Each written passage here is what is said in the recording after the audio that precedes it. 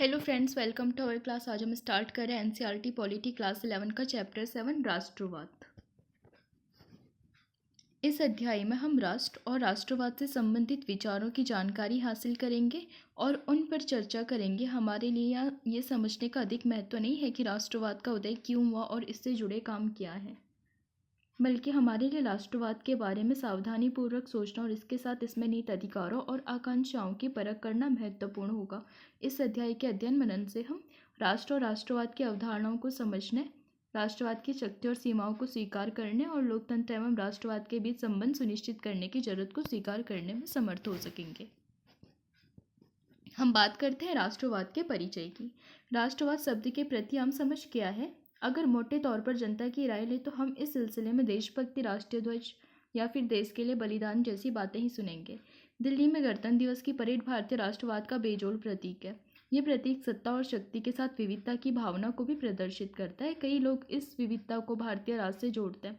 जैसे आपने देखा होगा, जब परेड होती है तो उसमें हर एक स्टेट की झांकी आती है, तो फिर उसमें जो अनेकता में एकता वाली चीज़ है, कई लोग उसको ही राष्ट्रवाद से जोड़ देते हैं।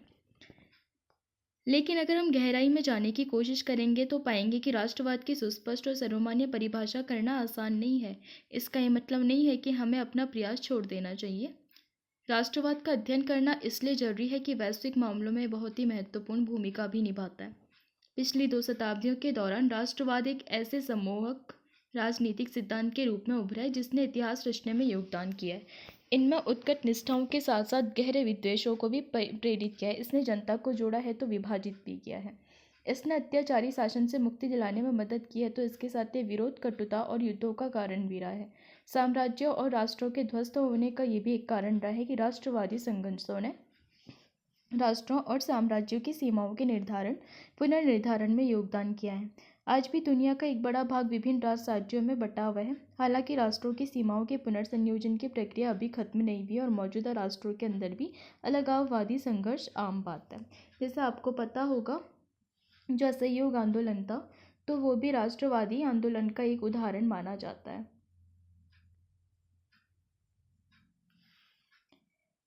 राष्ट्रवाद कई चरणों से गुजर चुका है। जैसे कि 19वीं शताब्दी के यूरोप में इसने कई छोटी छोटी रियासतों के एकीकरण से बृहत्तर राष्ट्र राज्यों की स्थापना का मार्ग प्रशस्त किया। आज के जर्मनी और इटली का गठन एकीकरण और सुदृढ़ीकरण की इस प्रक्रिया के जरिए हुआ था। अमेरिका में बड़ी संख्या में नए राज्य भी स्थापित किए गए थे। राज्य की सीमाओं के सुदृढ़ीकरण के साथ स्थानीय निष्ठाएं और बोलियां भी उत्तरोत्तर राष्ट्रीय निष्ठाओं एवं सर्वमान्य जनभाषाओं के रूप में विकसित हुई। नए राष्ट्रों के लोगों ने एक नई राजनीतिक पहचान अर्जित की जो कि राष्ट्र राज्य की सदस्यता पर आधारित थी। पिछली शताब्दी में हमने अपने देश को सुदृढ़ीकरण की ऐसी ही प्रक्रिया से गुजरते देखा है। लेकिन राष्ट्रवाद बड़े बड़े साम्राज्यों के पतन में हिस्सेदार भी रहा है। यूरोप में 20वीं शताब्दी के आरंभ में ऑस्ट्रियाई, हंगेरियाई और रूसी साम्राज्य तथा इसके साथ एशिया और अफ्रीका में ब्रिटिश, फ्रांसीसी, डच और पुर्तगाली साम्राज्य के विघटन के मूल में राष्ट्रवादी था। भारत तथा अन्य पूर्व उपनिवेशों के औपनिवेशिक शासन से स्वतंत्र होने के संघर्ष भी राष्ट्रवादी संघर्ष थे। ये संघर्ष विदेशी नियंत्रण से स्वतंत्र राष्ट्र राज्य स्थापित करने की आकांक्षा से प्रेरित थे। जैसे आपको पता होगा, चाहे कितने भी आंदोलन थे, जैसे असहयोग हो गया या फिर भारत छोड़ो आंदोलन हो गया, तो ये सारे कहीं ना कहीं राष्ट्रवादी आंदोलन ही थे। राष्ट्रों की सीमाओं के पुनर्निर्धारण की प्रक्रिया अभी जारी है। 1960 के दशक से ही सीधे तौर पर सुस्थिर राष्ट्र राज्य भी कुछ समूह या अंचलों द्वारा उठाई गई राष्ट्रवादी मांगों का सामना करते रहे। इन मांगों में पृथक राज्य की मांग भी शामिल है। आज दुनिया के अनेक भागों में हम ऐसे राष्ट्रवादी संघर्षों को देख सकते हैं जो मौजूदा राष्ट्रों के अस्तित्व के लिए खतरा पैदा कर रहे हैं। ऐसे पृथकतावादी आंदोलन अन्य जगहों के साथ साथ कनाडा के क्यूबेक वासियों, उत्तरी स्पेन के बास्क वासियों और तुर्की और इराक के कुर्दों तथा श्रीलंका के तमिलों द्वारा भी चलाए जा रहे हैं। भारत के कुछ समूह भी राष्ट्रवाद की भाषा बोलते हैं। आज अरबी राष्ट्रवाद में तमाम अरबी देशों को एक अखिल अरब संघ एकताबद्ध करने की उम्मीद पाल सकता है। लेकिन बास्क या कुर्द जैसे पृथकतावादी आंदोलन तो मौजूदा राज्यों के विखंडन के लिए ही संघर्षरत है। हमारे बीच इस सवाल पर सहमति हो सकती है कि दुनिया में राष्ट्रवाद आज भी प्रभावी शक्ति है, लेकिन राष्ट्रवाद जैसे शब्दों की परिभाषा के संबंध में किसी सहमति पर पहुंचना बहुत कठिन है। आखिर राष्ट्र है क्या? लोग राष्ट्रों का निर्माण क्यों करते हैं और राष्ट्र क्या करने की तीव्र इच्छा जगाते हैं? लोग अपने राष्ट्र की खातिर त्याग करने और प्राण तक न्यौछावर करने के लिए क्यों तैयार हैं? राष्ट्रत्व या देशभक्ति के दावे राज्यत्व या राजकीय शक्ति के दावों से क्यों और कैसे जुड़ जाते हैं? क्या राष्ट्रों को पृथक रहने या फिर राष्ट्रीय आत्मनिर्णय का अधिकार प्राप्त होता है? क्या पृथक राज्यत्व को स्वीकार किए बगैर राष्ट्रवाद के दावे को तुष्ट किया जा सकता है? इस अध्याय में हम इनमें से कुछ मुद्दों की पड़ताल भी करेंगे। राष्ट्र और राष्ट्रवाद। राष्ट्र जनता का कोई आकस्मिक समूह नहीं है, लेकिन ये मानव समाज में पाए जाने वाले अन्य समूहों तथा समुदायों से अलग है। ये परिवार से भी अलग है। परिवार तो प्रत्यक्ष संबंधों पर आधारित होता है, जिसका प्रत्येक सदस्य दूसरे सदस्य के व्यक्तित्व और चरित्र के बारे में व्यक्तिगत जानकारी रखता है। ये जनजातीय, जातीय और अन्य सगोत्र समूहों से भी अलग है। इन समूहों में विवाह और वंश परंपरा सदस्यों को आपस में जोड़ती है। इसीलिए यदि हम सभी सदस्यों को व्यक्तिगत रूप से भी नहीं जानते, तो भी जरूरत पड़ने पर हम उन सूत्रों को ढूंढ निकाल सकते हैं जो हमें आपस में जोड़ते हैं। लेकिन राष्ट्र के सदस्य के रूप में हम अपने राष्ट्र के अधिकतर सदस्यों को सीधे तौर पर न कभी जान पाते हैं और न ही उनके साथ वंशानुगत नाता जोड़ने की जरूरत पड़ती है। फिर भी राष्ट्रों का वजूद है, लोग उनमें रहते हैं और उनका आदर करते हैं। आमतौर से माना जाता है कि राष्ट्रों का निर्माण ऐसे समूह द्वारा किया जाता है जो कुल या भाषा या धर्म या फिर जातीयता जैसे कुछ एक निश्चित पहचान की सहभागी होता है। लेकिन ऐसे निश्चित विशिष्ट गुण वास्तव में है ही नहीं जो सभी राष्ट्रों में समान रूप से मौजूद हो। कई राष्ट्रों की अपनी कोई एक सामान्य भाषा नहीं है। कनाडा का उदाहरण सामने है। कनाडा में अंग्रेजी और फ्रांसीसी भाषा भाषी लोग साथ रहते हैं। भारत में अनेक भाषाएं हैं जो विभिन्न क्षेत्रों में और भिन्न भिन्न समुदाय द्वारा बोली जाती है। जैसे आप देखेंगे साउथ में जैसे तमिल, कन्नड़, तेलुगु, मलयालम बोली जाती है। नॉर्थ ईस्ट में देखा जाए तो उनकी अपनी स्थानीय भाषाएं लाइक मणिपुरी और असमी, कई प्रकार की ऐसी लैंग्वेजेस हैं। वेस्ट साइड में देखा जाए तो राजस्थानी, गुजराती चल रही है। मिडिल में देखा जाए तो फिर बुंदेलखंडी या फिर अर्धमागधी, मगधी, इस टाइप की लैंग्वेज चल रही है। एंड ऊपर देखा जाए उत्तर भारत में तो फिर वहाँ पे भी उनकी अपनी स्थानीय भाषाएं हैं।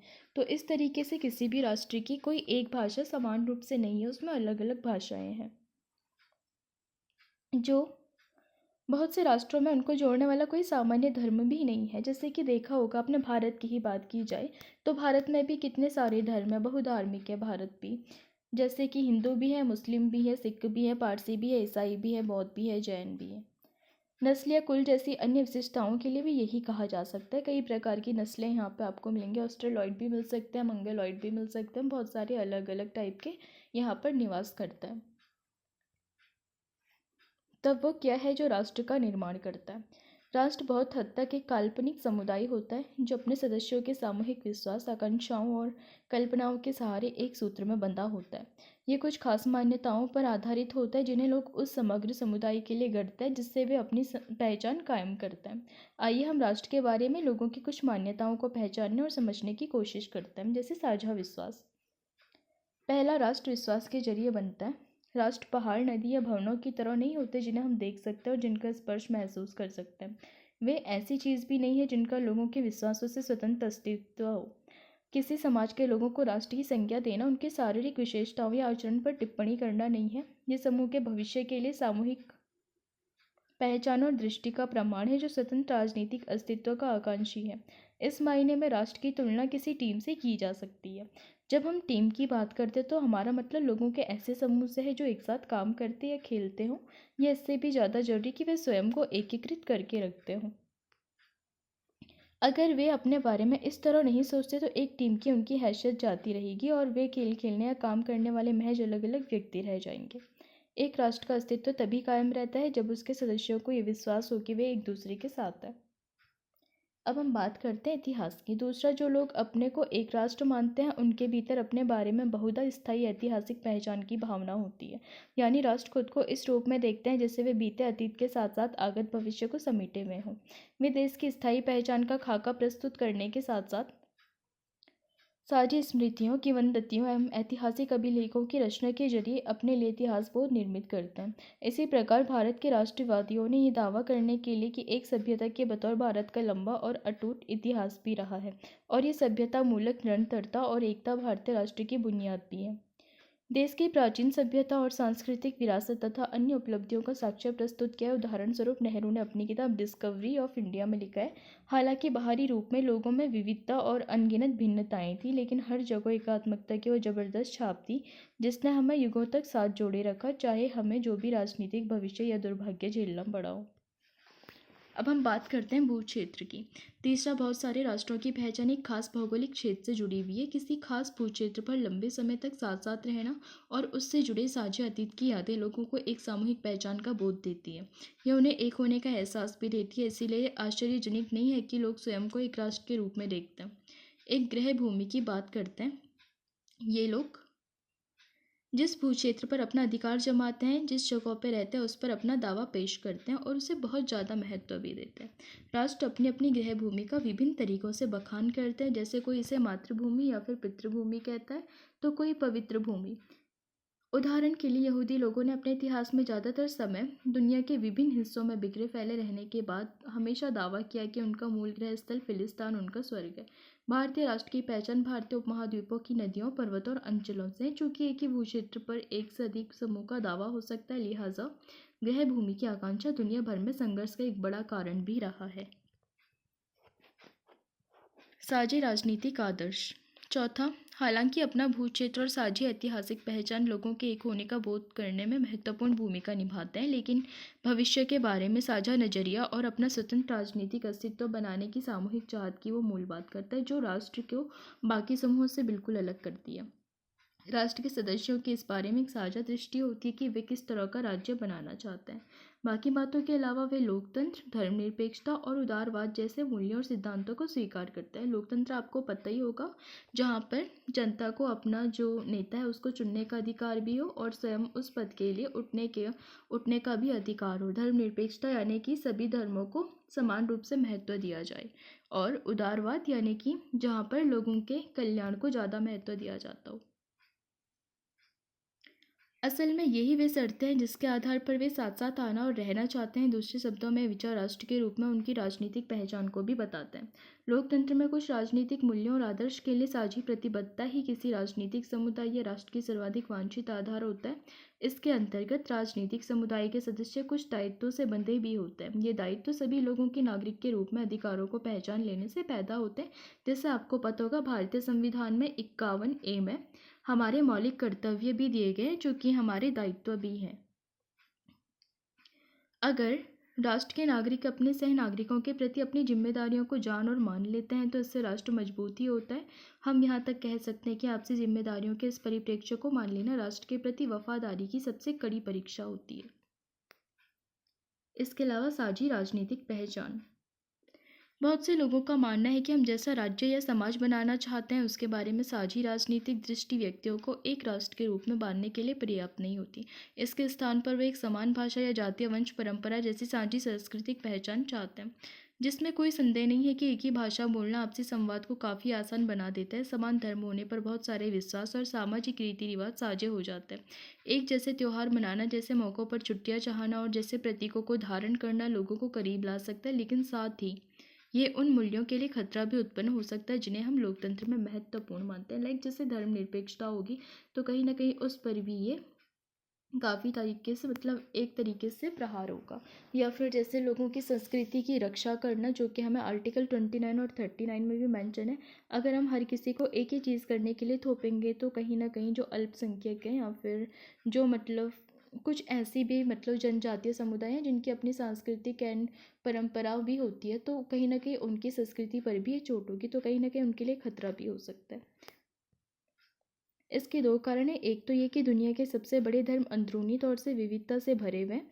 वे अपने समुदाय के अंदर चलने वाले संवाद के कारण ही बने और बढ़े हैं। परिणाम स्वरूप धर्म के अंदर बहुत से पंथ बन जाते हैं और धार्मिक ग्रंथों और नियमों की उनकी व्याख्याएं काफ़ी अलग अलग होती है। अगर हम इन विभिन्नताओं की अवहेलना करें और एक समान धर्म के आधार पर एक पहचान स्थापित कर दे तो आशंका है कि बहुत ही वर्चस्ववादी और दमनकारी समाज का निर्माण कर दे। और इसमें लास्ट में क्या कंडीशन बनती है? विद्रोह वाली। जैसे आपने देखा होगा, जब जनजातियों पर औपनिवेशिक शासन पर कई प्रकार से उनकी संस्कृति में हस्तक्षेप हो रहा था, तो उस वक्त भी कई प्रकार की जनजातियों ने इसका विरोध किया था। जैसे नॉर्मल सी चीज़ है, जब उड़ीसा और बंगाल में औपनिवेशिक शासन ने जो वहाँ की जो जनजातियाँ थी, तो उनकी जब नरबली प्रथा में हस्तक्षेप किया था, या फिर जो चैचू जनजाति थी उनकी जो चावल की शराब है उसको प्रतिबंधित किया था, तो फिर उन्होंने इसे अपनी संस्कृति में छेड़खानी समझा और फिर विद्रोह किया था। वैसे ही इस प्रकार की कई प्रकार की समस्याएं हो सकती हैं। अगर हम इन विभिन्नताओं की अवहेलना करें और एक समान धर्म के आधार पर एक पहचान स्थापित कर दें, तो आशंका है कि हम बहुत ही ज़्यादा वर्चस्ववादी और दमनकारी समाज का निर्माण करते हैं। दूसरा कारण ये भी है कि अधिकतर समाज सांस्कृतिक रूप से विविधता से भरे हैं। एक ही भूक्षेत्र में विभिन्न धर्म और भाषाओं के लोग साथ साथ रहते हैं। किसी राज्य की सदस्यता की शर्त के रूप में किसी खास धार्मिक या भाषाई पहचान को आरोपित कर देने से कुछ समूह निश्चित रूप से शामिल होने से रह जाएंगे। इसमें शामिल नहीं किए गए समूह की धार्मिक स्वतंत्रता बाधित होगी, या फिर राष्ट्रभाषा न बोलने वाले लोगों के समूह को हानि भी होगी। दोनों स्थितियों में समान बर्ताव और सबके लिए स्वतंत्रता के उस आदर्श से भारी कटौती होगी जिसे हम लोकतंत्र में अमूल्य मानते हैं। इन्हीं कारणों से बेहतर होगा कि राष्ट्र की कल्पना राजनीतिक शब्दावली में किया जाए, ना कि सांस्कृतिक पदों में। इसका मतलब है कि लोकतंत्र में किसी खास नस्ल, धर्म या भाषा से संबद्धता की जगह एक मूल्य समूह के प्रति निष्ठा की जरूरत होती है। इस मूल्य समूह को देश के संविधान में भी दर्ज किया जा सकता है, और ये हमारे संविधान में है भी। अगर आपको पता होगा, 15 का जो फर्स्ट वाला क्लॉज है वो बात करता है किसी भी प्रकार के धर्म, नस्ल, जन्म, मूल वंश आदि के आधार पर किसी भी प्रकार का भेदभाव नहीं किया जा सकता है। और आर्टिकल 29 और 30 बात करता है अल्पसंख्यकों की जो संस्कृति है उनके रक्षा के कुछ प्रावधानों की। इसके अलावा आर्टिकल 25 से 28 तक धार्मिक स्वतंत्रता का अधिकार भी हमारा संविधान हमें देता है।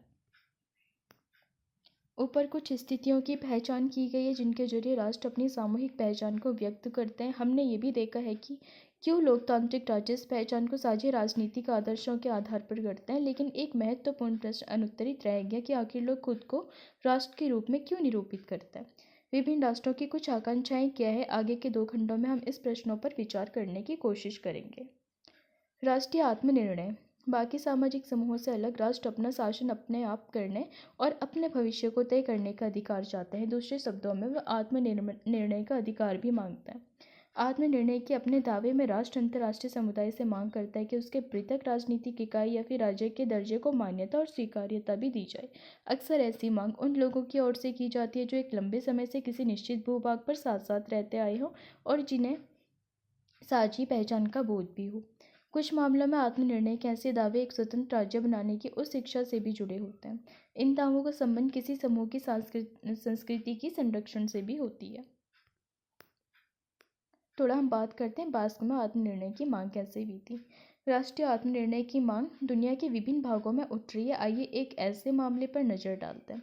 बास्क यानी कि स्पेन का एक पहाड़ी और समृद्ध क्षेत्र। इस क्षेत्र में स्पेनी सरकार ने स्पेन राज्य संघ के अंतर्गत स्वायत्त क्षेत्र का दर्जा दे रखा है, लेकिन बास्क राष्ट्रवादी आंदोलन के नेतागण इस स्वायत्तता से संतुष्ट नहीं है। वे चाहते हैं कि बास्क स्पेन से अलग होकर एक स्वतंत्र देश बन जाए, और इस आंदोलन के समर्थकों ने अपनी मांग पर जोर डालने के लिए संवैधानिक और हाल के एक हिंसक तरीकों का भी इस्तेमाल किया। बास्क राष्ट्रवादियों का कहना है कि उनकी संस्कृति स्पेनी संस्कृति से बहुत भिन्न है। उनकी अपनी भाषा है जो स्पेनी भाषा से बिल्कुल नहीं मिलती। हालांकि आज बास्क के एकमात्र तिहाई लोग उस भाषा को समझ पाते हैं। बास्क क्षेत्र की पहाड़ी भू संरचना उसे शेष स्पेन से भौगोलिक तौर पर अलग करती है। रोमन काल से अब तक बास्क क्षेत्र में स्पेनी शासकों के समक्ष अपनी स्वायत्तता का कभी समर्पण नहीं किया। उसकी न्यायिक, प्रशासनिक एवं वित्तीय प्रणालियाँ उसकी अपनी विशिष्ट व्यवस्था के जरिए संचालित होती थी। आधुनिक बास्क राष्ट्रवादी आंदोलन की शुरुआत तब हुई जब 19वीं शताब्दी के अंत में स्पेनी शासकों ने उसकी विशिष्ट राजनीतिक प्रशासनिक व्यवस्था को समाप्त करने की कोशिश की थी। 20वीं सदी में स्पेनी तानाशाह फ्रैंको ने इस स्वायत्तता में और कटौती कर दी और उसने बास्क भाषा को सार्वजनिक स्थानों यहाँ तक कि घर में बोलने पर भी पाबंदी लगा दी थी, यानी कि वो घर पर भी अपनी लैंग्वेज को नहीं बोल सकते थे। तो इस टाइप का जो तानाशाह था वहाँ पर चल रहा था। ये दमनकारी कदम अब वापस लिए जा चुके हैं, लेकिन बास्क आंदोलनकारियों के स्पेनी शासन के प्रति संदेह और क्षेत्र में बाहरी लोगों के प्रवेश का भय बरकरार है। उनके विरोधियों का कहना है कि बास्क अलगाववादी एक ऐसे मुद्दे का राजनीतिक फायदा उठाने की कोशिश कर रहे हैं जिसका समाधान हो चुका है। क्या आपके विचार में बास्क राष्ट्रवादियों के अलग राष्ट्र की मांग जायज है? क्या बास्क एक राष्ट्र है? इस सवाल का उत्तर देने से पहले आप किन और कौन सी बातों की जानकारी चाहेंगे? क्या आप दुनिया के दूसरे भागों के ऐसे उदाहरणों के बारे में विचार कर सकते हैं? क्या आप अपने देश के ऐसे क्षेत्रों और समूहों के बारे में विचार कर सकते हैं जहाँ इस तरह की मांग की जा रही हो? दूसरी तरह के बहुत से दावे 19वीं सदी के यूरोप के सामने आए। उस समय एक संस्कृति एक राज्य की मान्यता ने जोर पकड़ा था।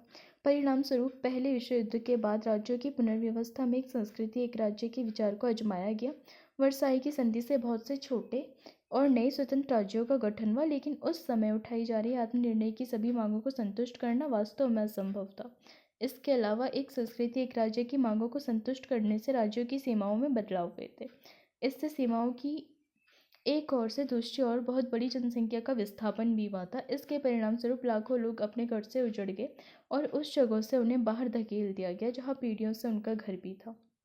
बहुत सारे लोग सांप्रदायिक हिंसा के भी शिकार बने। जैसे आपको पता होगा, जब भारत पाकिस्तान भी अलग हुआ था तो उस टाइम पर भी बहुत ज़्यादा सांप्रदायिक हिंसे हुए थे। जब लोग इधर से उधर जा रहे थे, यानी कि जब भारत से पाकिस्तान जा रहे थे, कुछ पाकिस्तान से भारत जा रहे थे, तो उस वक्त भी काफ़ी ज़्यादा हिंसा हुई थी। और कहा भी जाता है कि जो झेलम नदी है उसमें जो ऊपर से लाश लाश दिख रही थी, नदी का पानी नहीं, सिर्फ लाश दिख रही थी। इतनी ज़्यादा उस टाइम पे भी हिंसा हुई थी। अलग अलग सांस्कृतिक समुदायों को अलग अलग राष्ट्र राज्य मिले, इसे ध्यान में रखकर सीमाओं को बदला गया। इस कोशिश के कारण मानव जाति को भारी कीमत चुकानी पड़ी। इस प्रयास के बावजूद ये सुनिश्चित करना संभव नहीं हो सका कि नवगठित राज्यों में केवल एक ही नस्ल के लोग रहें। वास्तव में अधिकतर राज्यों की सीमाओं के अंदर से एक से अधिक नस्ल और संस्कृति के लोग रहते थे। ये छोटे छोटे समुदाय राज्य के अंदर अल्पसंख्यक थे और अक्सर नुकसानदेह स्थितियों में ही रहते थे।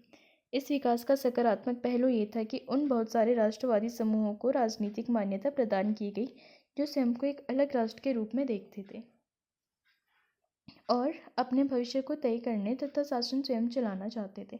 लेकिन राज्यों के भीतर अल्पसंख्यक समुदायों की समस्याएं ज्यों की त्यों बनी रही। जब एशिया एवं अफ्रीका औपनिवेशिक प्रभुत्व के खिलाफ संघर्ष कर रहे थे, तब राष्ट्रीय मुक्ति आंदोलन ने राष्ट्रीय आत्मनिर्णय के अधिकार की भी घोषणा की थी। राष्ट्रीय आंदोलनों का मानना था कि राजनीतिक स्वाधीनता राष्ट्रीय समूहों की सम्मान एवं मान्यता प्रदान करेगी और साथ ही वहाँ के लोगों के सामूहिक हितों की भी रक्षा करेगी। अधिकांश राष्ट्रीय मुक्ति आंदोलन राष्ट्र के लिए न्याय, अधिकार और समृद्धि हासिल करने के लक्ष्य से भी प्रेरित थे। हालांकि यहाँ भी प्रत्येक सांस्कृतिक समूह, जिनमें से कुछ पृथक राष्ट्र होने का दावा करते थे, के लिए राजनीतिक स्वाधीनता तथा राज्य सत्ता सुनिश्चित करना लगभग असंभव ही साबित हुआ था। इस क्षेत्र के अनेक देश आबादी के देशांतरण, सीमाओं पर युद्ध और हिंसा की चपेट में आते रहे।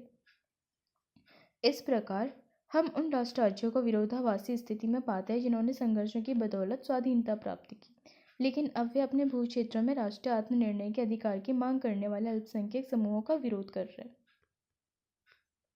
वस्तुतः आज दुनिया की सारी राजसत्ताएं इस दुविधा में फंसी है कि आत्मनिर्णय के आंदोलन से कैसे निपटा जाए, और इसने राष्ट्रीय आत्मनिर्णय के अधिकार पर सवाल खड़े कर दिए। बहुत से लोग महसूस करते हैं कि समाधान नए राज्यों के गठन में नहीं, वरन वर्तमान राज्यों को अधिक लोकतांत्रिक और समतामूलक बनाने में है। नॉर्मल सी चीज़ है कि आप एक नई जगह पे जा करके उस चीज़ का सोल्यूशन पा लेंगे, या फिर वही पुरानी लोकेशन पर वहाँ पर थोड़ा सुधार ला करके कर सकते हैं उस चीज़ को। ठीक, इस पर आप अपनी राय रख सकते हैं। समाधान ये सुनिश्चित करने में है कि अलग अलग सांस्कृतिक और नस्लीय पहचानों के लोग देश में समान नागरिक और साथियों की तरह अस्तित्वपूर्वक रह सकें।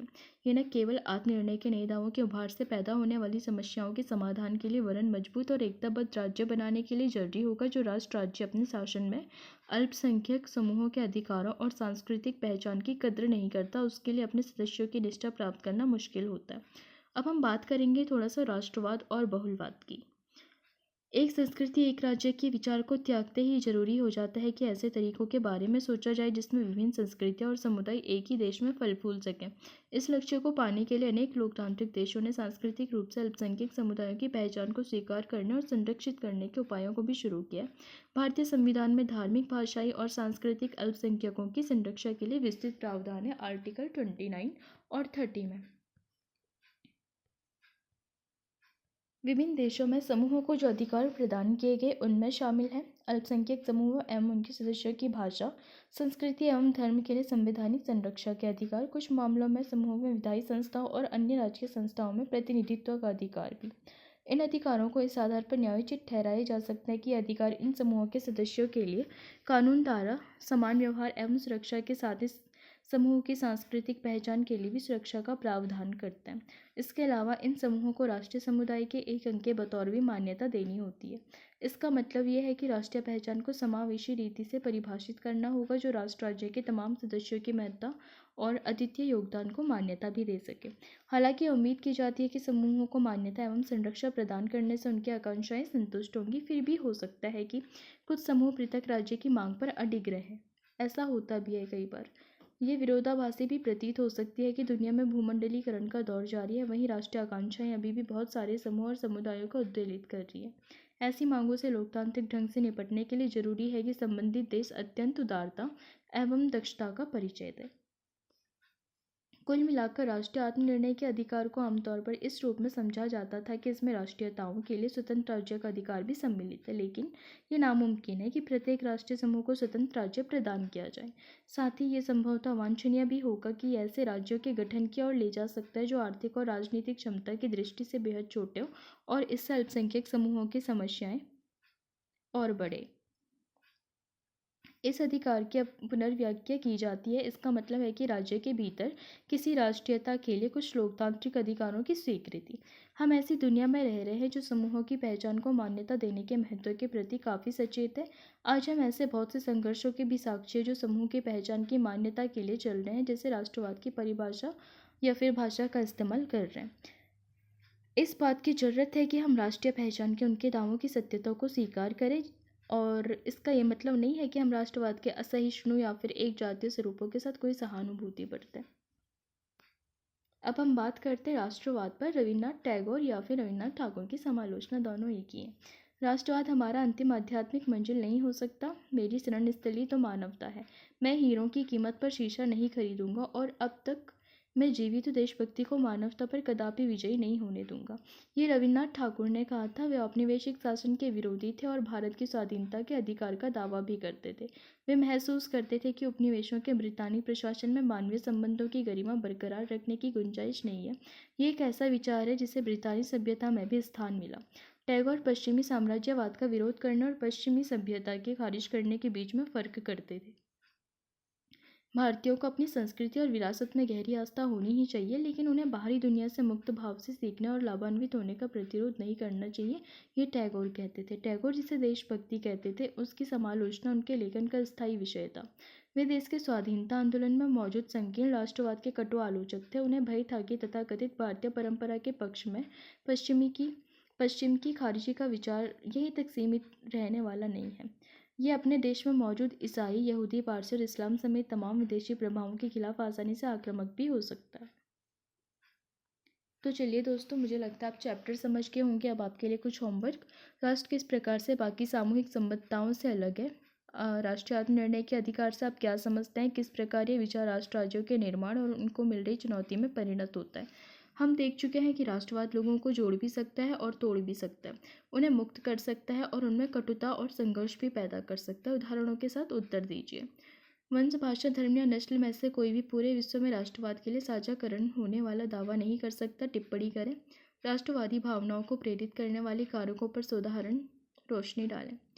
संघर्षरत राष्ट्रवादी आकांक्षाओं के साथ बर्ताव करने में तानाशाही की अपेक्षा लोकतंत्र अधिक समर्थ होता है। कैसे? आपकी राय में राष्ट्रवाद की सीमाएं क्या है? मुझे लगता है आप चैप्टर समझ चुके होंगे, और अगर आप चैप्टर समझ चुके हैं तो आप इन क्वेश्चंस का आंसर्स दे सकते हैं। आज के लिए इतना ही। अब मिलेंगे नेक्स्ट क्लास में। अगर आपको पसंद आए तो लाइक कीजिए, शेयर कीजिए, सब्सक्राइब कीजिए, और आपको टेलीग्राम का लिंक डिस्क्रिप्शन में मिल जाएगा। आप वहाँ पर से क्लासेस अपडेट ले सकते हैं, और साथ में ही आपको वहाँ पर PDF भी मिल जाएगी। तो आज के लिए इतना ही। और अगर आपको लगता है कि NCERT पढ़ने का आपको बिल्कुल भी टाइम नहीं मिल रहा है तो आप इसको फ्री टाइम में सुन सकते हैं। Thanks to watching.